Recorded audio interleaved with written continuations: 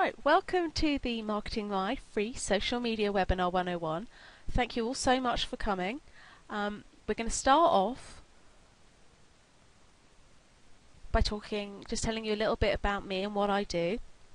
My name is Catherine Salt and I am a marketing consultant, and I specialise in social media and training, and I have a big passion to help small businesses as well. Now, if you want to find out a little bit more information about me, and also I try and give loads of hints and tips and useful resources on these sites, you can find me at my blog, which is marketingmy.co.uk/blog. I also have a Marketing My Facebook page, which is facebook.com/marketingmy, and also you can find me on Twitter, which is www.twitter.com/marketmy.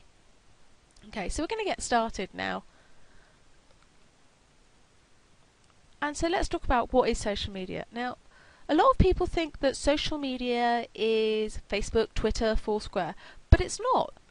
These are really just tools that you use in your social media strategy. But you can use these tools, and it's really effectively, to build and strengthen relationships with potential and existing customers. You can really also show the personality of your business. I don't know about you, but I like to do business with companies I like. Also, I like to do business with people who know what they're doing. So social media is great to help you build a reputation as an expert in your field. And as part of that, you can also become a resource for people who are interested in your industry. And now, for a lot of companies, there's a barrier for people who want to buy the service or the product, because people don't really understand it. So social media is a great way of being able to educate people about your business and maybe help break down that barrier. Now, this is what social media isn't, and this is from the really clever chaps at Likeable Media. What social media won't do. Social media won't lead to overnight sales. You can't just put up a Facebook page and expect to be deluged with customers the next day. It would be nice, but unfortunately it's just not the case. It takes time, it takes consistency, and it takes hard work. But what will happen is you'll get more buzz, referrals, traffic, and eventually that does all end in sales. You can't also totally outsource social media. People want to hear from the voice of the business. They want to hear from you, and so you have to be involved in it. If you're not speaking to your customers, if you're having someone else do it, they will smell the inauthenticity. And it's not completely free. The platforms are free. You can set yourself up a Facebook page, you can set up a Twitter profile, and there'll be no financial cost to it. However, your time is worth money.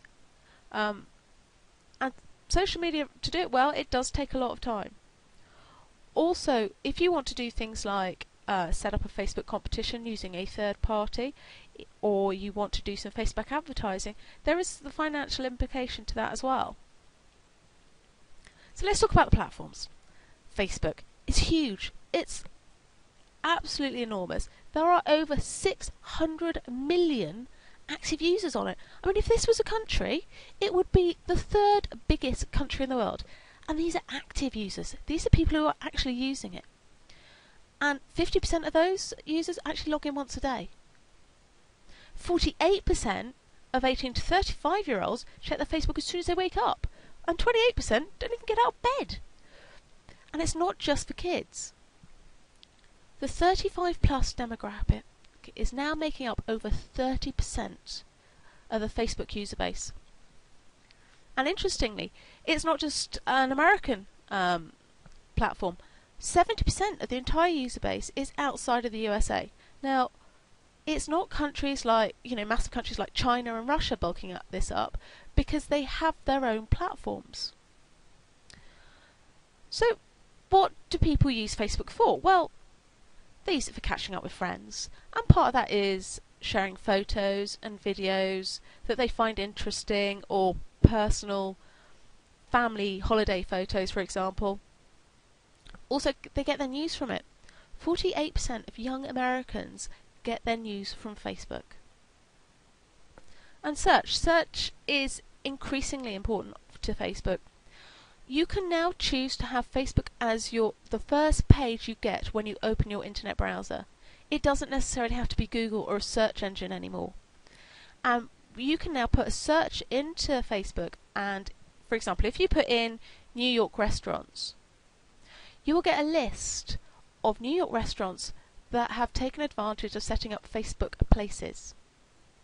And the most popular ones will go to the top. Then you'll get fan pages next, a list of New York restaurants that have fan pages, and then finally you get a list from Bing, the search engine, of restaurants in New York. Now, I know if I had a restaurant in New York, I'd want to be at the top of that list. So what else can you do on Facebook as business? Now, you set yourself up as a fan page. I've seen a lot of businesses, and what they've done is they've set themselves up as a personal profile. Now, this seems like a really good idea because it's easy, it's quick, and also you can actually go around and make lots of friend requests to build that base up. So in no time at all, you can have, hundreds of friends you can talk to about your business or product. However, it's not as good as it sounds. I mean, for a start, it's again Facebook terms and conditions. And that means they could actually take away that profile from you. Also, you can only have a maximum of 5,000 friends. Now it sounds like a lot when you're first starting and you've only got like 50 to 100. But if you're going around and actively liking, making friend requests, that can build up really fast. Also, you don't have a lot of the tools that you can have as a Facebook fan page. And I'm going to go through these now. And you can't do a lot of these on a personal profile. So the first thing is you can have a landing page. Now, a landing page is a custom built page that people see when they come to your fan page. Now you can use this page to set up sort of expectations, tell people what your business is about, and why they should click that magic like button. Facebook fan pages that have a landing page have a 50% higher conversion rate of people clicking that like button than pages that don't. And you don't have to spend a lot of money on it either. You can actually do one for free. There are applications such as Tabsite where you can set up a landing page and there's no cost associated with it. You can also run events. For example, I advertised and ran this social media event through Facebook. You can also then advertise. You can advertise your fan pages, Facebook events, products, or your website. One recommendation I would have with advertising is you try and keep people in the platform. Once people are in Facebook, they kind of want to stay there and hang out. Adverts that actually keep you in that platform tend to work more effectively than ones that take you out of it. You can also run competitions. Competitions are great fun. You can really generate some buzz and excitement for your page. There are a few words of warning here though. Facebook has some really, really strict terms and conditions on competitions. I would always suggest using another third-party application, such as Wildfire Apps, who will help set you up and make sure you don't fall foul of those regulations. Another tip is if you must look at your local government regulations on running competitions. If you can't run a competition locally because of certain terms and conditions, you can't run it on Facebook. Facebook's also great for being able to show how good you are. I mean, you can set up reviews on your Facebook fan page and have people rate your products and services. And recently, another thing that Facebook have done is they've changed the pages slightly, so you can now use Facebook as a page, which means you can go around and like other people's pages. You can also then comment and like on their status updates, which really helps build the visibility of your brand around Facebook and should help you increase the number of fans that you get. I would say my top tip, and I have a real passion about this, is don't set your business up as a personal profile. However, if you have done it, you can now convert your personal profile into a fan page. There is that option. So we're going to have a little quick 5-second glance at what I think is quite an effective wall. Chick-fil-A, it may be a big business, but the way they use their wall is just the same way you could use it. They're very engaging. They are varied. And actually, because they're varied and engaging, and they are asking questions, they're getting a lot of response. If you have a small business, it does take a lot of time to really build that sort of relationship with customers. Don't be put off when you ask a question and sometimes don't hear anything back. Like I said, it takes time. So my top 5 Facebook tips. Set your page up, business up as a page and not a personal profile. Always respond to comments and questions on your page. If people are talking to you, that's fantastic. Nurture it. Post regularly about things that are going to interest your audience. It's not always just about you. It's about your fans. You only need to post about once a day.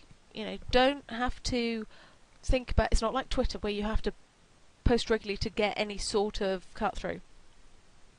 And when you do post, use calls to action. Ask questions, invite opinions, ask people to like and share things, and they more often than not will.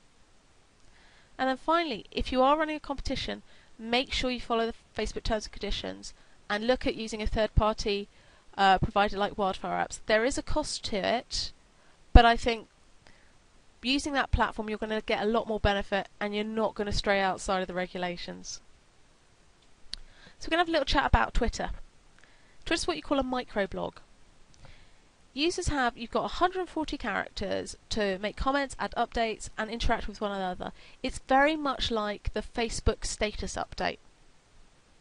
Now, there's not as many people on Twitter. We've got currently about 175 million users, but that's going up. And by the end of this year, they're looking at it being over 200 million. The people on Twitter are very engaged. There may not be as many of them, but people who like Twitter love Twitter. And they are very good at sharing and liking and spreading the word. So if you can engage with those people, it can be very effective. So, why do people use it? It is a great place to find out, to keep up to date on news and events. More often or not, you can find out what's happening in the news before the broadcast organisations get to it. It's also a great tool for listening. You can listen to what people are saying about your business, about your brand, about your industry. It's almost like free market research. It'll also give you the ability to reach out to a wider community. If you have an online business especially, this is fantastic. You can go out and you can spread your network a lot further than you can just by doing things like Google Ads or Facebook. It's also really nice because you can engage with people who have got similar interests. And again, if you're engaging with people in the interest level and industry, those are the sort of people that are going to share your ideas. So how should you use Twitter? Now, I'd say the first thing is decide what you want to get from it. Twitter can be a massive time suck if you don't know what you're doing. Just set yourself some goals and decide that that's what you want to achieve. So start following people that you find interesting and listen what they have to say. Once you've listened to them, start having conversations, get in there, dive in, start having a chat. And then add value. Always look at adding value in social media. If you give in social media, you will end up receiving. And that value comes from tweeting interesting links, videos that you find funny, industry information, and the key thing is just don't talk about yourself. It's like when you go to a cocktail party. Nobody wants to talk to the bore in the corner who just hands out his business cards and talks about himself. So my top 5 tips for Twitter. You have 140 characters, but if you only use 120 of them, it makes it much easier for people to share and retweet your links and your tweets. If you want to send someone a web URL, a web address, use a link shortener like bit.ly.com. And this is great because Bitly you can also track how many people click on things. So you can track when people like it or don't like it. Fantastic. Tweet often. There's a huge volume of tweets on Twitter on a daily basis. You really need to be tweeting between about 5 and 10 times a day. And I would say, we're back to the point about not talking about yourself all the time, is use your ratio of 1 to 10 when sending tweets. So if you send a tweet about yourself, then look at sending 10 replies, shout-outs, retweets, and something that your followers are going to find valuable. And finally, now I'm sure you've been brought up wonderfully, but I'm only saying this because so many people don't seem to be. Always say thank you when people do something for you. Retweet them.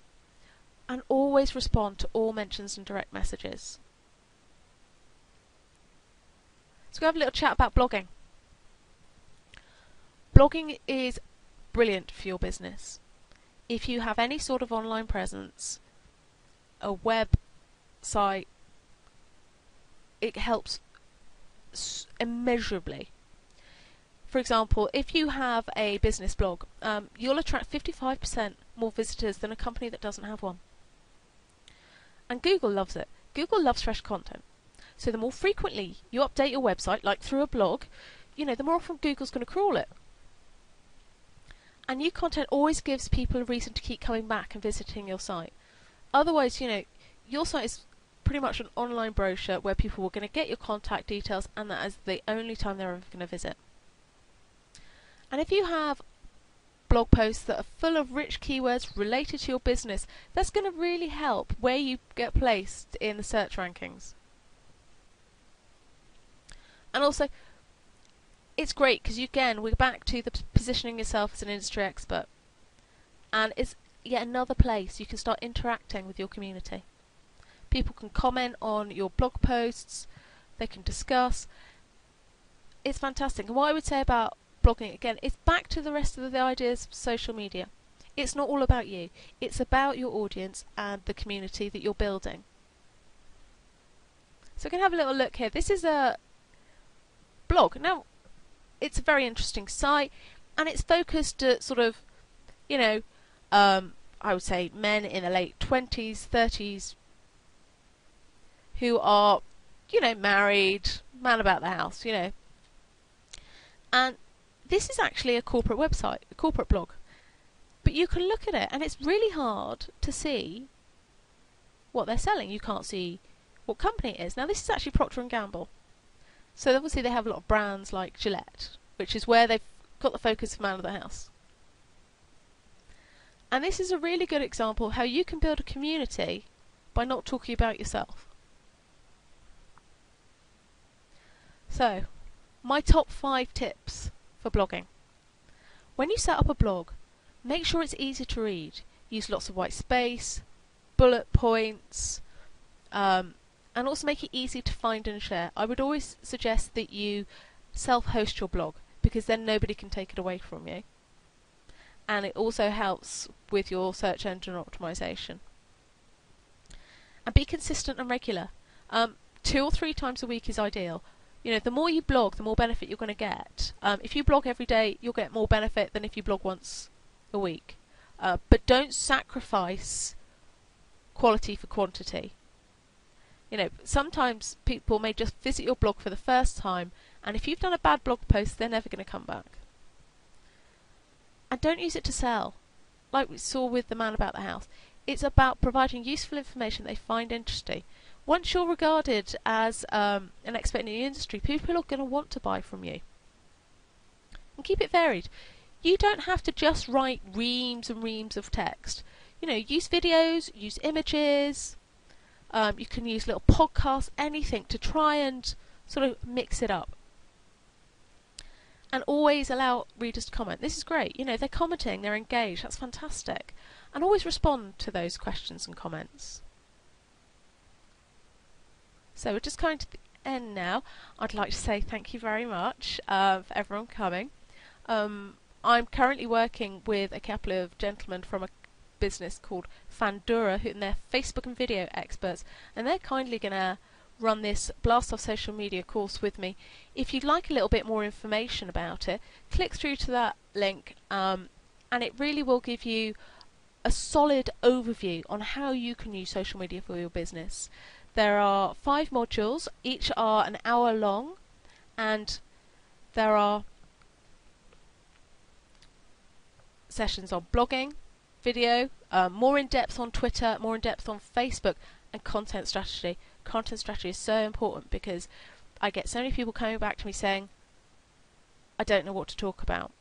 So a whole session on how to use content and how to use it effectively is included in that. So again, I'd like to say thank you very much for coming along.